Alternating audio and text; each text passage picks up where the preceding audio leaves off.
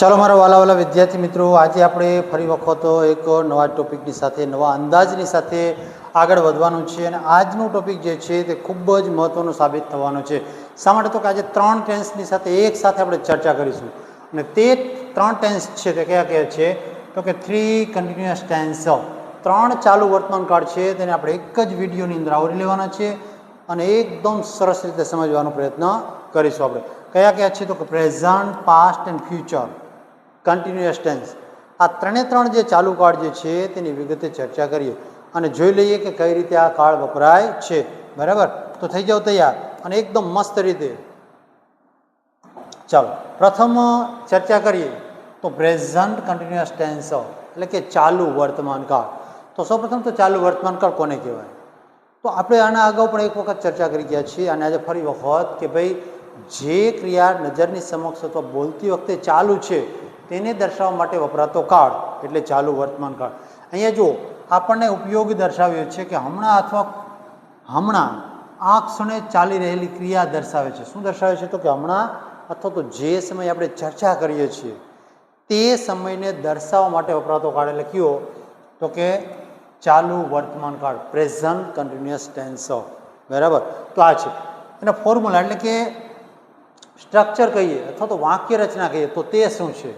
તો કે સૌપ્રથમ તેની અંદર આવે છે સબ્જેક્ટ, પછી સહાયકારક ક્રિયાપદ તરીકે એમ, ઇઝ અને આર, ત્યાર પછી વર્બ આઈએનજી, વર્બની સાથે ક્રિયાપદનું આઈએનજીનું રૂપ જોડાયેલું જોવા મળશે, અને ત્યાર પછી ઓબ્જેક્ટ એટલે કે કર્મ, અને છેલ્લે અન્ય શબ્દ હોય અને ન પણ. તો આ રીતે આ વાક્ય જે છે તે આપણે એકદમ ડિટેલની અંદર સમજ્યું. અને હવે એની ચર્ચા કરીએ. એક્ઝામ્પલ લઈએ. ફોર એક્ઝામ્પલ કર્તા તરીકે લઈએ આપણે આઈ, તો તેની સાથે શું આવે? તો કે એમ, આઈ એમ. ક્રિયાપદ છે એ શું લઈશું આપણે? તો કે રીડ. બરાબર? રીડ. પરંતુ એની સાથે શું લગાવવાનું છે? તો કે આઈએનજી લગાડવાનું છે. તો શું લગાવશું? રીડિંગ. અને શું વાંચીએ છીએ? તો કે ઓબ્જેક્ટ તરીકે આપણે લઈએ અ book. I am reading a book. અને હવે અન્ય શબ્દ લેવા હોય તો શું લઈ શકીએ? કે એટ હોમ, ઘરે, અને સમય સૂચક શબ્દ તરીકે નાવ. તો શું કીધું? I am reading a book at home now. હું અત્યારે ઘરે બુક વાંચી રહ્યો છું.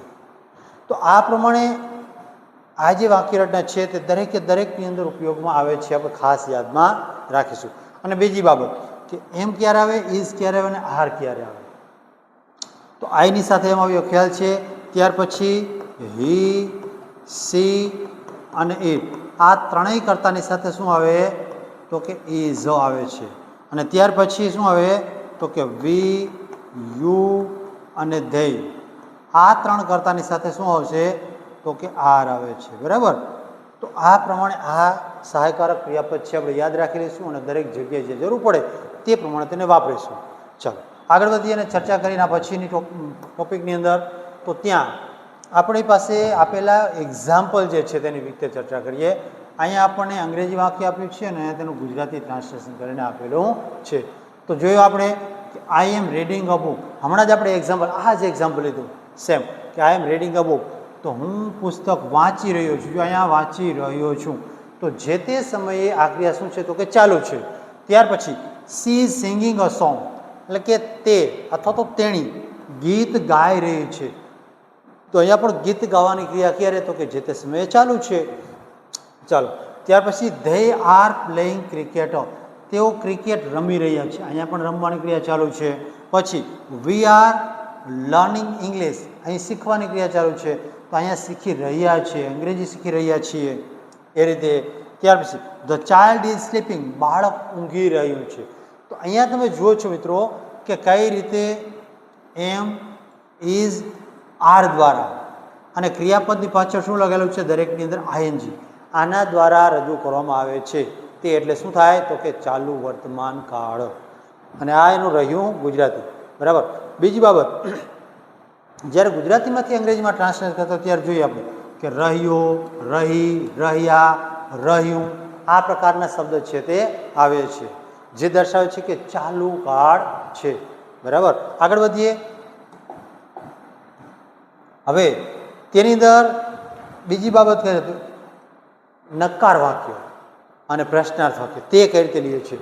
તો સૌપ્રથમ નેગેટિવ સેન્ટેન્સ જે છે તેની અંદર શું હોય છે તો કે વાક્ય રચના તમે જોશો, તેનું ફોર્મ્યુલા જોશો, સ્ટ્રક્ચર જોશો તો ખ્યાલ આવશે તમને. શું તો કે સબ્જેક્ટ પ્લસ એમિઝાર તો છે જ, જે આગળ આપણે વિધાન વાક્યની અંદર પણ જોયું હતું. બરાબર. અહીંયા વધારાનો શબ્દ શું આવી જાય છે તો કે નોટ એક ઉમેરવાથી વાક્ય કેવું બની જાય છે નકાર. અહીંયા વર્બ આઈએનજી પ્લસ ઓબ્જેક્ટો, બરાબર, અને પ્લસ કરીને અધર વર્ડ, આ રીતે આ વસ્તુ પણ આવી શકે છે. બરાબર. તો અહીંયા જો એનું એક્ઝામ્પલ ખ્યાલ આવશે. સબ્જેક્ટ તરીકે આઈ લીધો છે, અહીંયા સહાયકારક ક્રિયાપદ તરીકે એમ લીધું છે, અહીંયા નોટ આવ્યું છે, અને વર્બ આઈએનજી તરીકે રીડિંગ લીધું છે, અને અધર વર્ડ એટલે કે ઓબ્જેક્ટ તરીકે શું લીધું છે અ બુક, અધર વર્ડ છે નહીં. તો શું કીધું I am reading a book. અથવા બીજું વાક્ય છે she is not reading, she is not singing, તેણી ગીત ગાઈ રહી નથી. અહીંયા I am not reading a book, હું બુક વાંચી રહ્યો નથી. તો જ્યારે નેગેટિવ સેન્ટેન્સ આવે છે, નકાર વાક્ય આવે છે, ત્યારે શું કરવાનું છે તો કે એકદમ સિમ્પલ. અહીંયા તમે જોશો તો આ ત્રણ શબ્દ વચ્ચેનો ખેલ છે. આ સહાયકારક ક્રિયાપદ છે અને આ મેઇન ક્રિયાપદ છે, એટલે કે મુખ્ય ક્રિયાપદ. આ બંનેની વચ્ચે નોટ મૂકી દેવાથી વાક્ય શું બની જાય છે નેગેટિવ બની જાય છે. બીજો કોઈ જ ફેરફાર આવતો નથી. ચાલો, ત્યાર પછી ક્વેશ્ચન્સ એટલે કે પ્રશ્નાર્થ વાક્ય છે. અંદર શું થાય છે તો કે એમિઝાર જે છે તે વાક્યની શરૂઆતમાં આવી જાય છે, સબ્જેક્ટ બીજા સ્થાને, વર્બ આઈએનજી પ્લસ કરીને અધર ઓબ્જેક્ટ પ્લસ અધર વર્ડ, અને આ પ્રશ્નાર્થ ચિહ્ન જે છે તે શું કરે તો કે અહીંયા પણ આવી શકે છે. જો અહીંયા ઓબ્જેક્ટ અને અધર વર્ડ હોય તો, અથવા આટલી વાક્ય રચના યાદ રાખો એટલે ઓટોમેટિક ખ્યાલ આવી જશે. જો અહીંયા are you reading a book, શું તું બુક વાંચી રહ્યો છે, આ પ્રમાણે. Is C singing a song, શું તેણી ગીત ગાઈ રહી છે. તો અહીંયા તમે જોજો કે જ્યારે પ્રશ્ન પૂછવો છે ત્યારે માત્ર એક ફેરફાર, શું તો કે આ જગ્યાએ જુઓ કર્તા ક્રિયાપદ જે છે, કર્તાને સહાયકારક ક્રિયાપદ, તેના સ્થાનની અદલા બદલી થાય છે, બીજું કંઈ નહીં. આમાં તમે યુ છે તે આગળ હતો અને આર છે તે પાછળ અહીંયા ગણે, બરાબર. અને અહીંયા ઉલટું થઈ જાય છે, આર છે એટલે કે સહાયકારક ક્રિયાપદ આગળ આવી જાય છે અને કર્તા છે તે બીજા સ્થાને જતું રહે છે. વાક્ય બની જાય છે પ્રશ્નાર્થ, બરાબર. તો આ છે આપણા શેના તો કે નેગેટિવ અને પોઝિટિવ સેન્ટેન્સ. ચાલો નેક્સ્ટ જઈએ અને ચર્ચા કરીએ તો આપણી સમક્ષ આવે છે past tense, past continuous tense, ચાલુ ભૂતકાળ.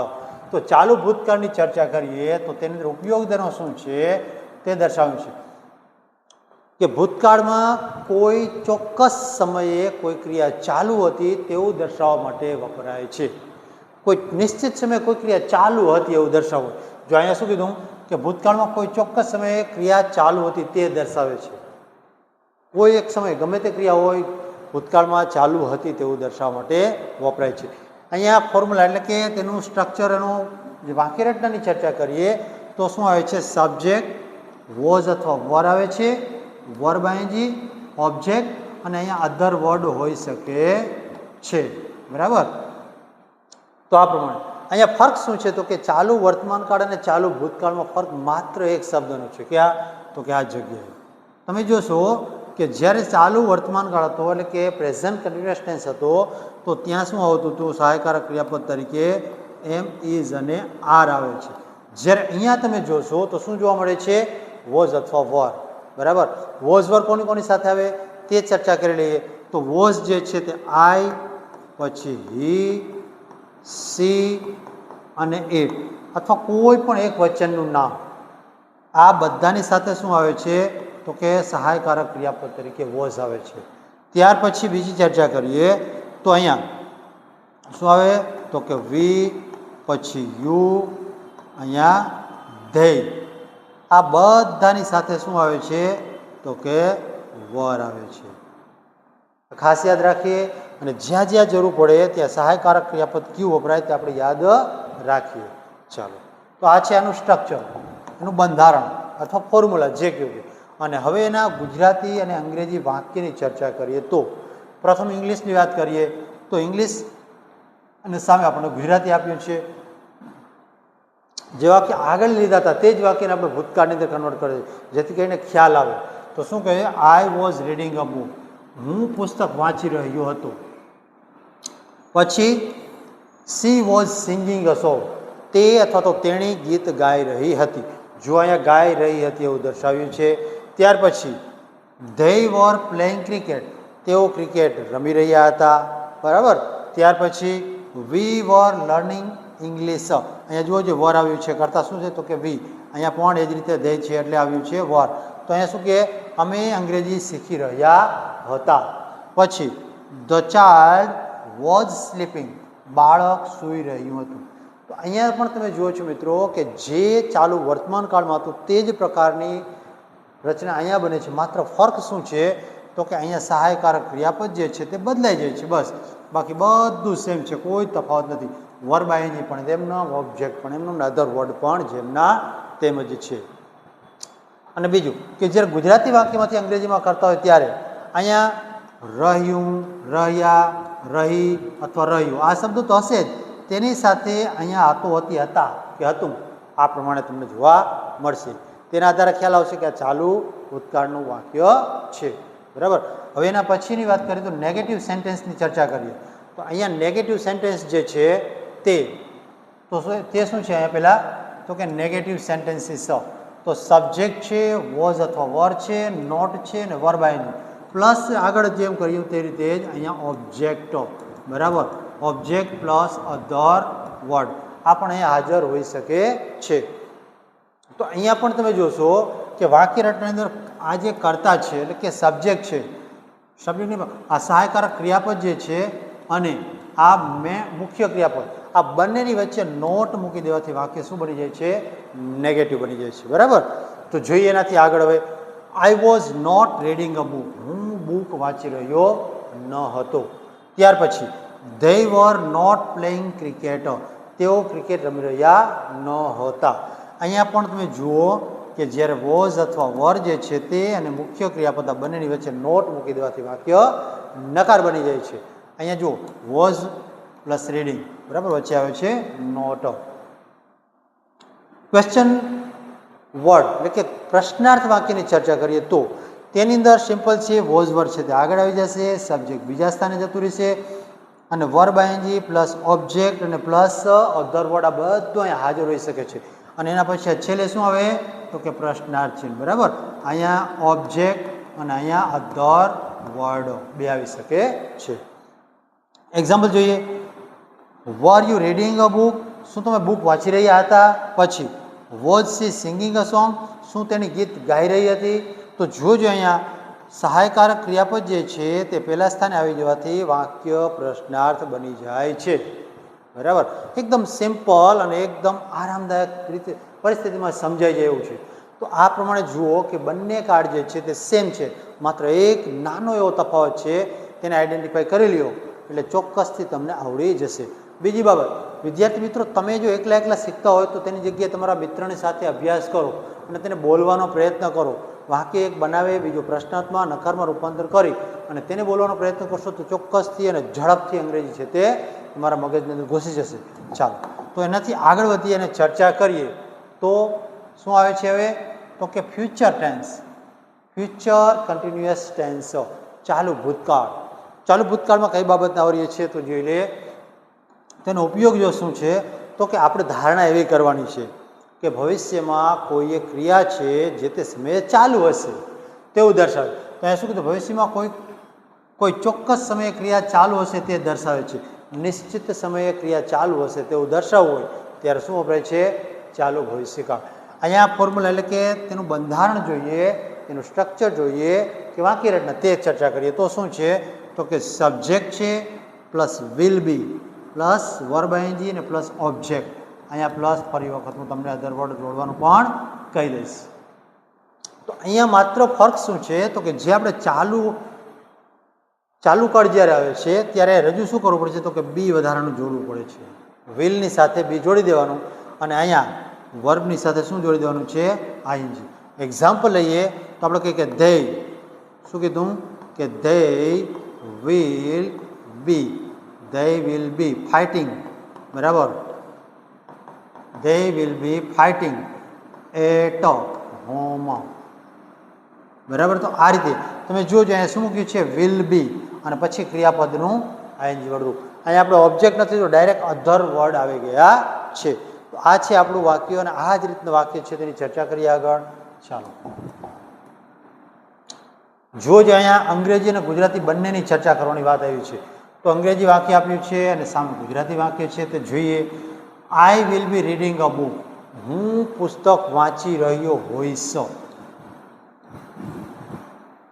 તમે અહીંયા જુઓ, અહીંયા રહ્યો અને હોઈશ, ભવિષ્ય ને હઈશ, હોઈશ, રહીશ, હશે, આ પ્રકારના વાક્ય હશે. તમે જોશો તો શું કીધું, she will be singing a song. તે ગીત ગાઈ રહી હશે. પછી they will be playing cricket. તે ક્રિકેટ રમી રહ્યો હશે. પછી we will be learning English. અમે અંગ્રેજી શીખી રહ્યા હોઈશું. જુઓ અહીંયા તમે. ત્યાર પછી the child will be sleeping. બાળક ઊંઘી રહ્યું હશે. તો અહીંયા તમે જુઓ છો કે કઈ રીતે માત્ર એક બી મૂકવાથી સાદા ભવિષ્યકાળમાંથી ચાલુ ભવિષ્યકાળમાં રૂપાંતર થઈ જાય છે. બરાબર. માત્ર વધારાનો ફર્ક શું છે તો કે બી આવી જાય છે અને વર્બની પાછળ આઈએનજી લાગી જાય છે. બસ આ ફેરફાર થાય એટલે બની જાય ચાલુ ભવિષ્યકાળ. બરાબર. આગળ જોઈએ અને તેના નેગેટિવ સેન્ટેન્સની વાત કરીએ. તો નેગેટિવ સેન્ટેન્સ છે તેના સ્ટ્રક્ચરની વાત કરીએ તો નેગેટિવ સેન્ટેન્સ બરાબર subject plus will not be plus verb ING plus object plus other word હાજર હોઈ શકે છે. અહીંયા માત્ર ફરક શું છે, વિલ અને બી આ બંનેની વચ્ચે જે છે તે નોટ મૂકી દેવાથી વાક્ય બની જશે નકાર. બરાબર. જો એક્ઝામ્પલ ખ્યાલ આવશે, I will not be reading a book. જો અહીંયા વિલ અને આ બી આ બંનેની વચ્ચે શું આવી ગયું છે તો કે નોટ, એટલે વાક્ય બની જાય છે નકાર. પછી they will not be playing cricket. તેઓ ક્રિકેટ રમી રહ્યા હશે નહીં. આ પ્રમાણે.